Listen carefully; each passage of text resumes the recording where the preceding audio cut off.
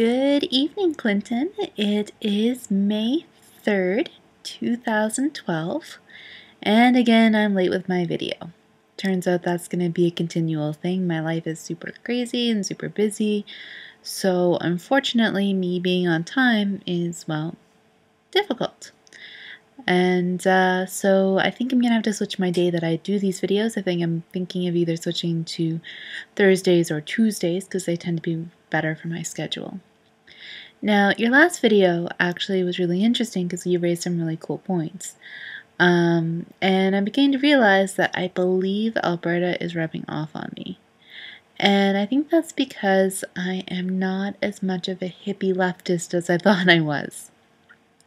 You mentioned in your last video about the woman in Ontario who was being denied treatment or something like that because she didn't want to vaccinate her child. And I actually kind of agree with the doctors on this point. You felt that it wasn't right for a doctor to deny treatment to anybody, but I think that, from a doctor's perspective, it's really difficult when your client or patient, doesn't want to listen to your advice. I mean, the doctor's the one who went to medical school, and yeah, kids are sometimes getting over-vaccinated, but at the same time, we don't have things like polio anymore, or meningitis is less, tuberculosis, all kinds of diseases. And in fact, actually, you don't know this, but this summer I actually had a scare with TB.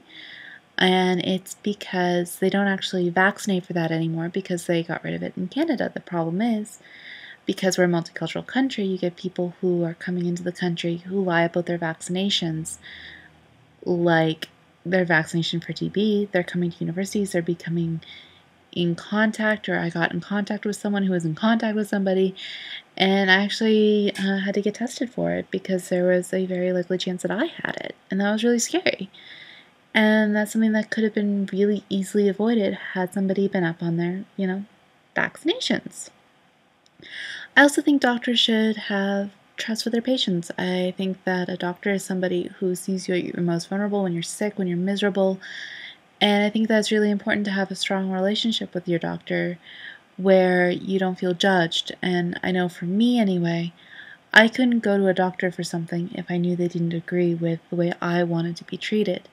So I think that while doctors should not necessarily deny service or deny the right to be looked at, like looking at a patient, I think that it is really important for a doctor to also reserve the right to say, hey, my advice for treatment doesn't necessarily match yours. Maybe you should go see somebody else.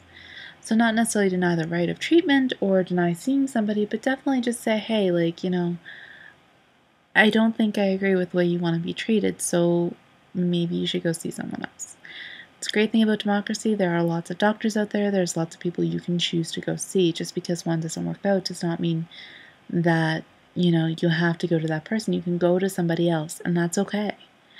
And I think that people get in such a hissy fit sometimes and get a little oversensitive because, something isn't working out.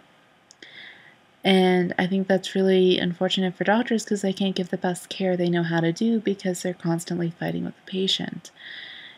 So I think it's a really sucky situation, but I think that people get so caught up on their right to treatment, their right for this, that, and the other thing, they forget that, they also have the right to choose. They can choose to go see somebody else, somebody who, might be a better fit.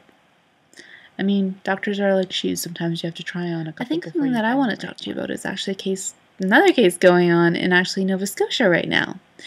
And what's happening in Nova Scotia is there is a school board in the South Shore who suspended a child for wearing a t-shirt that said, life is wasted without Jesus. Now, I know you're a pretty big Jesus fan, but I don't know how I feel about this. I mean, a lot of parents of other kids and some teachers actually felt really uncomfortable with the slogan on the shirt because it's not saying my life is wasted without Jesus. It's saying life in general is wasted without Jesus. So they suspended the kid for 5 days, and they are looking into it. They're trying to get the school board to talk to the kid and see if he would stop wearing the shirt. He's refused thus far because it's his right as a Canadian citizen with free speech to wear whatever he wants, but he's making his classmates really uncomfortable, so I don't know how I feel about this. I was wondering if I could get your insight, because it's really unfortunate. I mean, children should never be made to feel uncomfortable in school, and if this kid is, purposely or not, making others feel uncomfortable, should he be allowed to wear that shirt? I mean, it's just a t-shirt. It's not saying that he can't believe what he wants, he can't practice what he wants, but, there is a division between church and school, which I firmly believe in. I don't think religion has any place in schools.